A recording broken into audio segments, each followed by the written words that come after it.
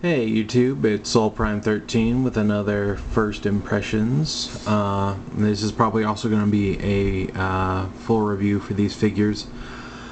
This is the Fans Toys, aka Robot Paradise, cassetacons set that came out right around the same time as Acoustic Blaster, which is their take on Sound Blaster. We got, I don't know all of the original names. I know this one is obviously Buzzsaw, and this was the drone from the G1 cartoon. I don't know these guys' names, but I mean, they're cool nonetheless. I am a fan of robots and dinosaurs, and these are both of those things. But it's a fairly straightforward package. We got some promo shots here. There's the Sound Blaster. I do have that figure, and I'll bring him in for a comparison. Nothing too much on the sides. It's a pretty straightforward box. These are my, aside from, Sound Blaster, these are pretty much my first real experience with the Fans toys. And while they are certainly pricey, they are definitely good quality. These all feel pretty solid. Sound Blaster was pretty solid. I'll probably stick to characters that I really like for them just due to the high price, but I can say that as far as third-party companies go, they are a solid choice. Let's not wait any longer and pull these guys out of the box. I have opened them up and looked at them, but we got our instructions here, and they each come with a separate collector card, so there is that. And here is everything that comes in the box. They each have a cassette container. They got 2 crystals related to that G1 episode, a full one and a shattered one, and then these guns go with the Stegosaurus, and these go with the theropod. I think it's a Ceratosaurus. I don't know if they were ever specified, but he does have the little horn, so I believe it's a Ceratosaurus. Either way, cool dinos. So let's see. I've already cut the tape, so we just need to pull this open. Sorry for that sort of scratchy sound. But yeah, we'll pull out these guns. As you can see, they're just hollow on the inside. It does seem that they are completely chromed. These are definitely plastic, they're not die cast, but they are nice and shiny. But be careful, because it does seem like they have been chromed, not cast, so that might lead to some scratching. We got our Stegosaurus tape here, done in some gold with some hot pink, I guess it would be. You can see his eyes right there are red. They all have like die cast in their main body. This main circular area here is die cast. Pull out these rocket booster missile things. Again, they just sort of have pegs on the side. They're hollow, and these are plastic.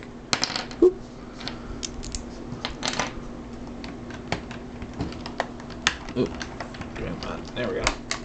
And this one, the sides are plastic, but there is a die cast frame. You can sort of see a little bit of that glint to the metal in the middle. So there's that. Here we have our Buzzsaw. Again, this main piece here is die cast. They all do have die cast, which is nice. And let's get this last one out. And again, this blue part, all die cast. They are all pretty straightforward transformation wise. And we got our crystals here. This one is the full one, and then we have our broken crystal. These basically just fit into the claw. Well, actually, I'm going to put this off to the side and we'll take a look at this guy first. Well, let's bring in Sound Blaster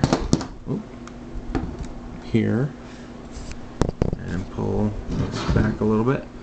We're gonna move his hand and push this button and take our rat bat that comes with him out, and we can just slide this in. Oops. Try sliding it in like so. It is catching on something.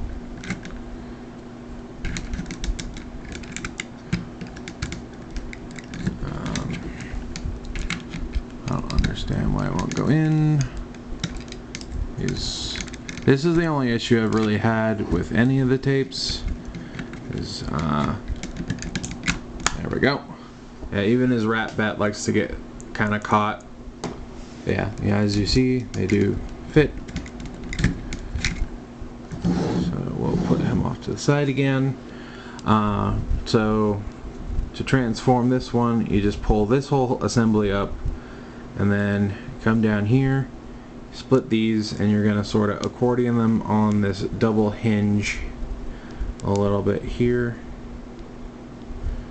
and then you're going to pull, actually we're going to push down on this, and there's a little tab here to kind of help you get this out, but there we go, and pull that out, and there we have his little mechanical arm. Straighten this out, and then what you're going to do is this piece has two teeny little nubs, kind of hard to see with my camera, but there are two little like holes, and you just sort of slot those all together. There we go, like so. And then you will bring these wheels forward on these hinges like so, and there. Now we can bring this back down again.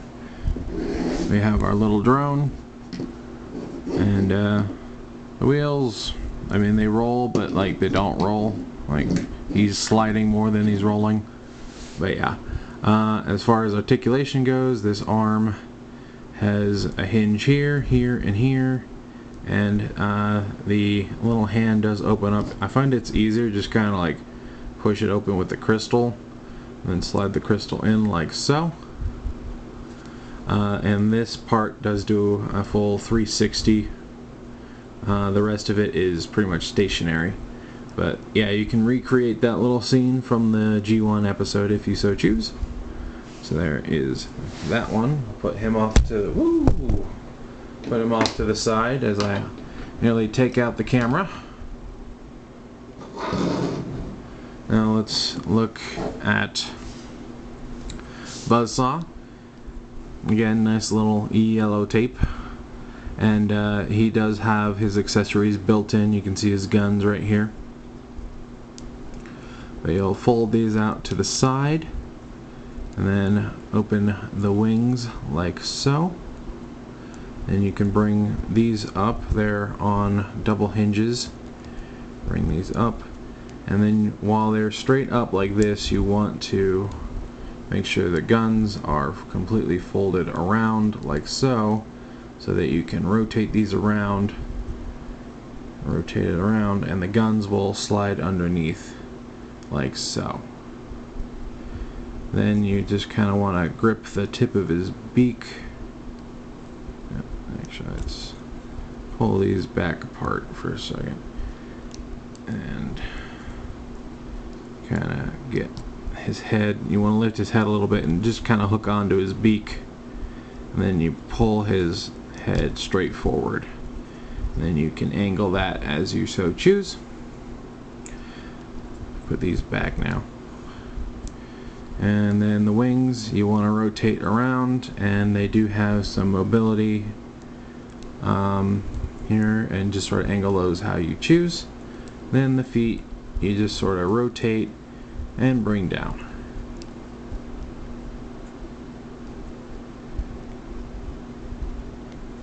like so. And there we have Buzzsaw in his Condor mode. And I do believe it is possible to put these on his arm just like it would be with Soundwave. But yeah, there's a little slot and a little tab on his arm, just like so.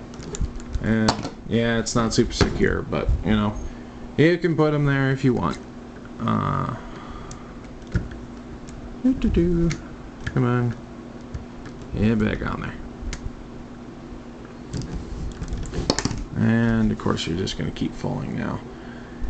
I want to show you off doing a specific thing. Stop not doing the specific thing. Okay. And for comparison's sake, we will bring in my KO Masterpiece Soundwave with Laserbeak just to give you an idea of how they compare. But yeah, just since that's a pretty iconic look, having the bird perch on his arm. But yeah, there's that. Now let's take a quick look at the Stegosaurus. This one, the feet are kind of wrapped in, and you need to pull them out first before you can bring the legs out. And as you can see, this one's a little loose.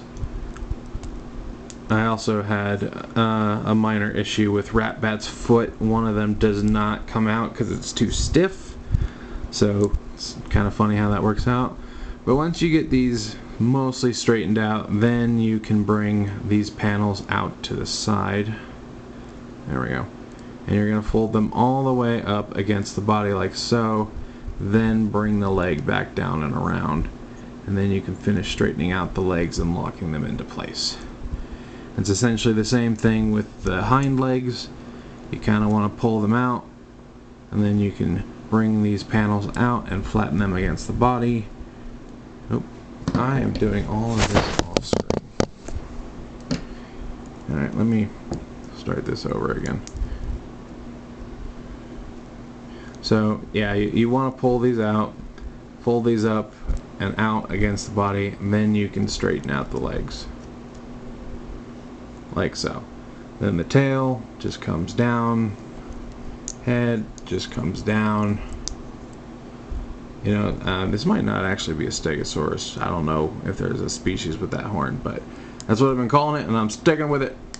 Then you use these on the side to push up the dorsal plates, like so. And get back in there. And then you take these guns, and they do fit over a certain way. So you want them oriented with this sort of grill pattern facing up, and you can plug those in, and it's already gone into place. Okay. And again, you want to orient that up, peg it in, and there you have him with his blasters, like so. The legs do have some motion. They're just pinned in, so they just sort of rotate. You can move the head around, but it's not really supposed to. Come back up. And he does have an opening mouth. And you can see his tongue is painted red, as well as the top of his mouth. But yeah, we got little Stegosaurus. Oh, and he does have tail articulation. He can shake that booty. Woo! But yeah, there's that one. And last but certainly not least, my favorite, the theropod slash Ceratosaurus dinosaur. So for this one, you're going to pull his head, and you're going to sort of straighten it out a little bit here. And then you're going to bring these blue arm pieces down, bring them down, sort of straighten them out, and again, that will free them up to rotate out, like so. Orient them as you wish. We're going to come here, pull on these, and these are going to come down as the legs.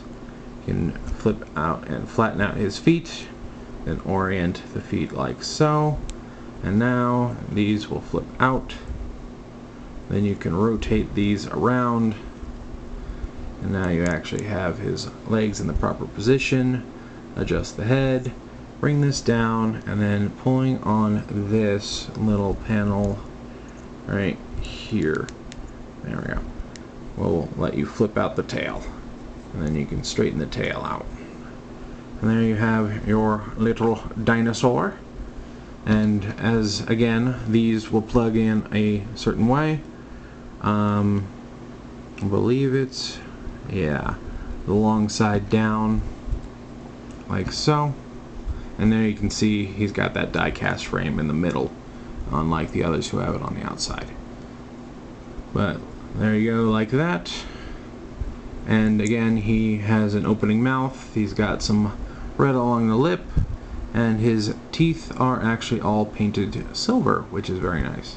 And these horns, they're not super sharp, but you know, if you're not careful, you can poke yourself pretty good. I don't know if you'll draw blood, but you can definitely give yourself a nasty little poke. So do be careful with that.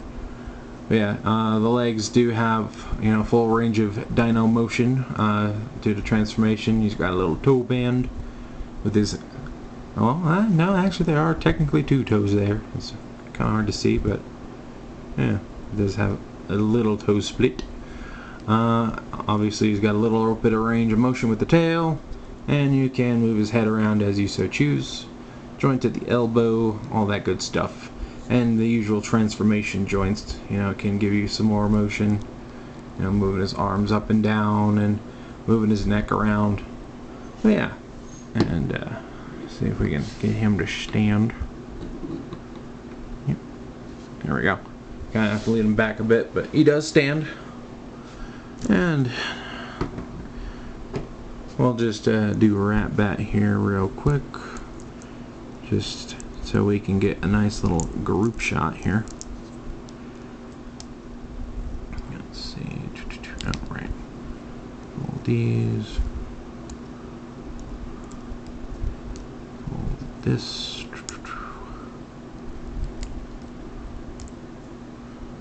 Open these up.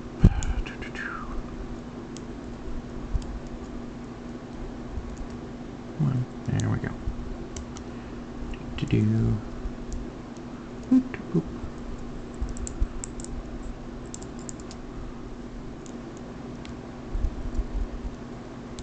Straighten this and straighten it out, and then alright, gotta get the bat head out.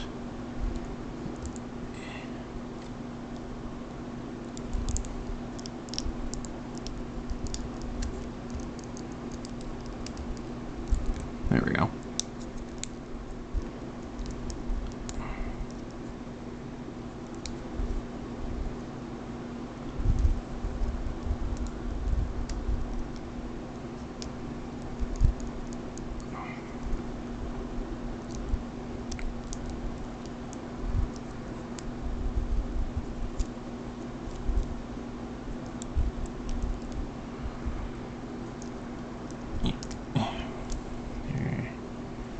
Yeah, it's these little bat feet. They don't I can only get one of them out most of the time, but yeah, we'll just stick him here by the feet, and then we'll bring in this guy, and then we'll bring in the little drone, and there we have our family photo of sorts. So there's that, and just a couple some size comparisons for the fun of it.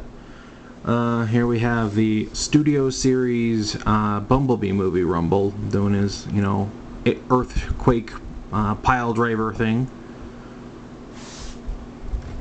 So there he is next to them. And here we have the Dramatic Capture Soundwave doing the laser beak thing. And just for one more, here is the War for Cybertron. Oh. You're on TV. Present yourself. There that is. You know, just give you an idea of how these guys scale with some of the mainline figures. But yeah, overall, I believe this set was $110 for the 4 of them. And I do feel it was a little overpriced. They're not, like, it's not super overpriced considering I feel they are very good quality. There's plenty of die cast, you know, you get a decent amount of accessories. You get the collector cards, you get the little plastic cases, which honestly I would have been fine without those. I definitely could have gone without those. But you know, it's a nice little set, and you know, cassette formers are always nice to keep on the desk. They're small, they don't take up a lot of space, and they're usually pretty simple. So I think that, you know, if you're looking for some third-party cassette formers, these are definitely not a bad choice. And yeah, overall, I would definitely give these guys like a solid 8.5, I'd say. They are really good quality, and they all have, you know, good paint. You know, they have decent articulation considering that, you know, they're cassette formers. And they all look nice. They do all look nice. And like I said, this one's my favorite, but you know, I'm partial. My favorite dinosaur is a T-Rex, and this isn't exactly a T-Rex, but it's close enough. I'm a little biased. I'm not going to pretend I'm not.